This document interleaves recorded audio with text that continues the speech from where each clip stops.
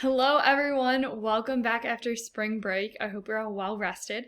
Today we are back into our video notes. We're doing it a little differently today. I'm here on the screen in the bottom corner, so we'll see if this helps make it maybe a little more personal as we're going through the notes today. So we are going to be on page 16 in your notes packet. You should see y-intercept and vertex up at the top. So go ahead and flip there, and then we'll eventually get onto Desmos if you would like to hop onto Desmos.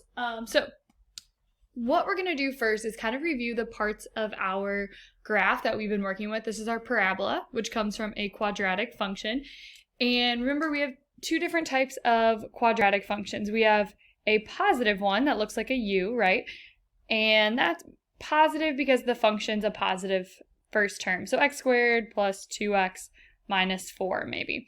And then when we have a little hill here, that is not positive, so that is negative. So something like negative 2x squared would be a negative quadrilateral. So if we look here, we have a negative quadrilateral, right? We have a U shape.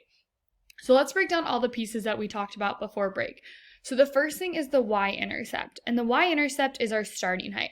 So imagine you're standing on a cliff and you throw a rock off that cliff, and it goes up a bit and then it falls down. So this is kind of showing that motion. So the rock starts up high on that cliff, it reaches its max point, and then it goes down. So our y-intercept, just like it's always been, whether it's exponential or it is linear, our y-intercept is our starting point. So it's our initial point, and it is always our last term, right? So our y-intercept, if we were looking at this function, would be negative 4.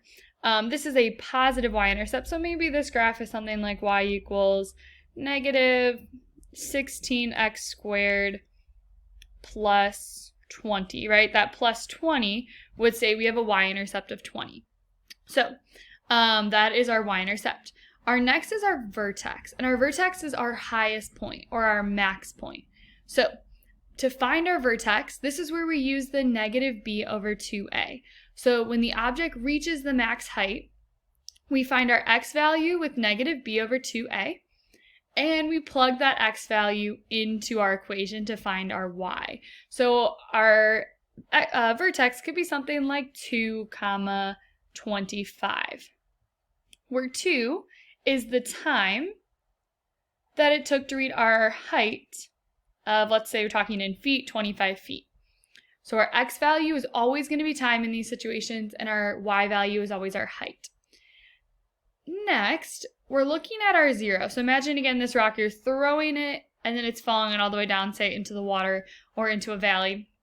And the zeros are the places in which we cross the x-axis. So we talked before, we have zeros, we have roots, we have x-intercepts, there's all these names, but it's talking about where we cross in our intercept. So if we look here, this point, it is a 0, but it doesn't really make sense in our problem, right? If we're talking about time, going forwards and backwards, we're not going to have a negative time. Things are not going backwards in time. So this 0 is not included in the domain. But this 0 is when the object hits the ground. So imagine here, it's the time, so say it's 7 seconds, and our height is 0. So we are 0 feet in the air. So that's where we are hitting the ground here. So to figure out what our 0 is, we set the function equal to 0 and solve. So we kind of know how to do this so far. We've done a bit of factoring that will help us. We can use Desmos, but we're going to learn lots of different tools later in the semester on how to find those zeros. Let's say we're not looking for the y-intercept, the vertex, or the 0. We're just looking for a point on the graph, say right here. If it says something like, how high is the object after 6 seconds? So say this point right here, this is 6. And it's saying how high is the object at for 6 seconds? We would plug 6 into our equation for x.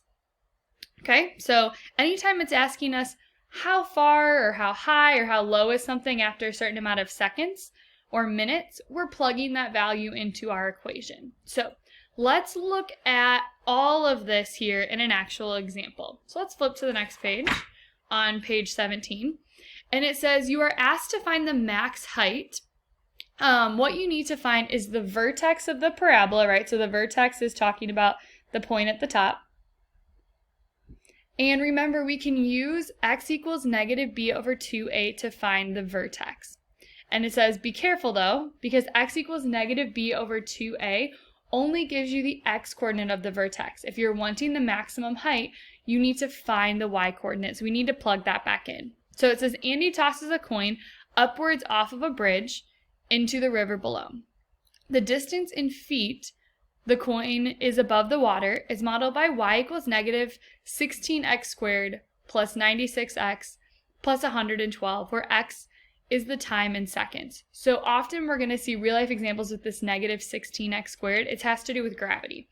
So we'll say Andy is standing right about here, and he throws this coin up, and then it falls into the river. So there is my parabola here. So I want to draw a sketch here, and when I'm drawing a sketch, there's a few things I want to include. I want to include my y-intercept, and I want to make sure I include my vertex, both of which we figured out how to find before break.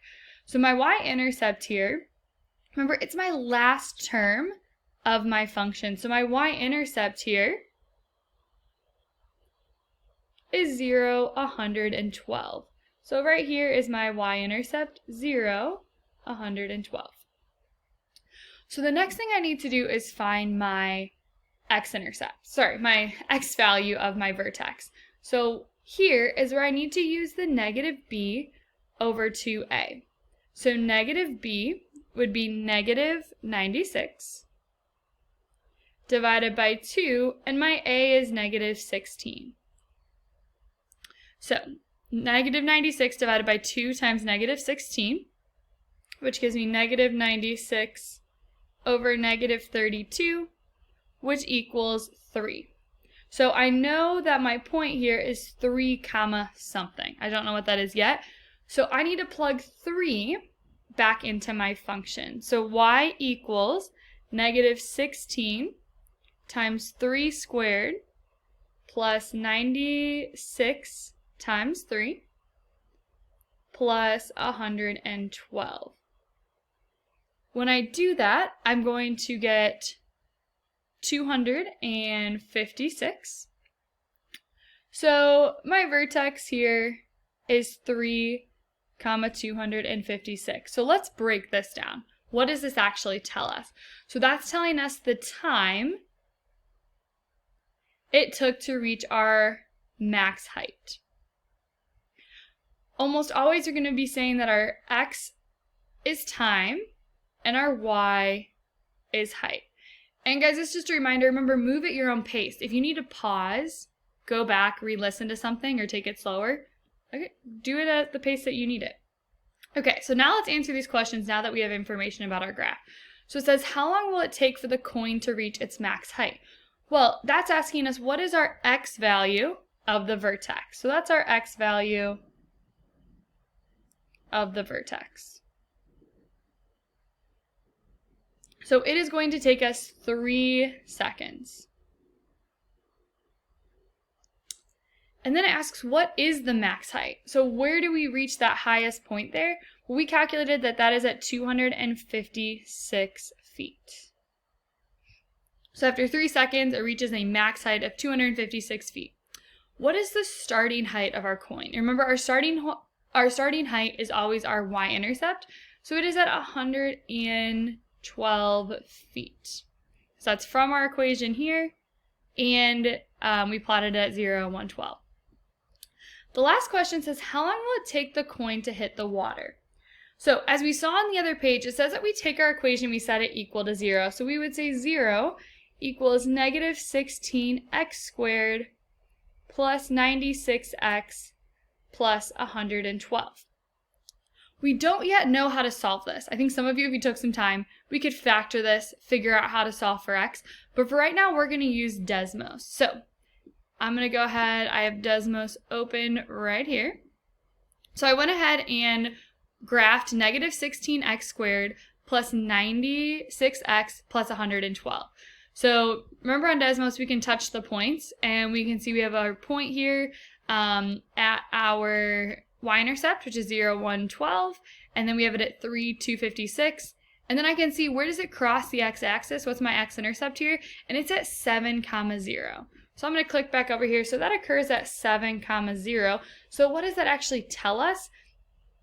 Again, this is our time, and that is our height. So we have a height of 0, that means we're on the ground, right? You can't go any lower. I mean, yes, we could dig a hole into the ground, but we're going to stick with we've hit the ground. So it will take 7 seconds for the coin to hit the water. And yes, it will go lower, right? It's going to go below ground level into the water, but we're asking when it hits the water, which is at the 0. Okay, so that's the breakdown of these problems. So we're going to find our y-intercept, and we're going to find our vertex, and we're going to make a light sketch of it. Then we're going to break down what does that mean with our max height and the actual height and the seconds, and then we'll use Desmos to figure out what our x-intercept is. Where do we actually hit the ground or the water or whatever our problem is asking. Okay, so this is all we have for notes for us going through in the video. You're going to turn the page now, and you're going to go and you're going to work on number 2 on your own. Okay, so you're going to work on number 2, and I want you to try this last example that you try. And what you're going to do is once you finish these 2 examples, you're going to post a picture of the you try here on page 18. And you're going to post that as your assignment for today. And if you have extra time, this video is less than 12 minutes. If you have extra time today, you can start working on that spiral review and Math Excel for the week. Okay? Thanks for watching, guys, and I will see you again tomorrow. Thanks.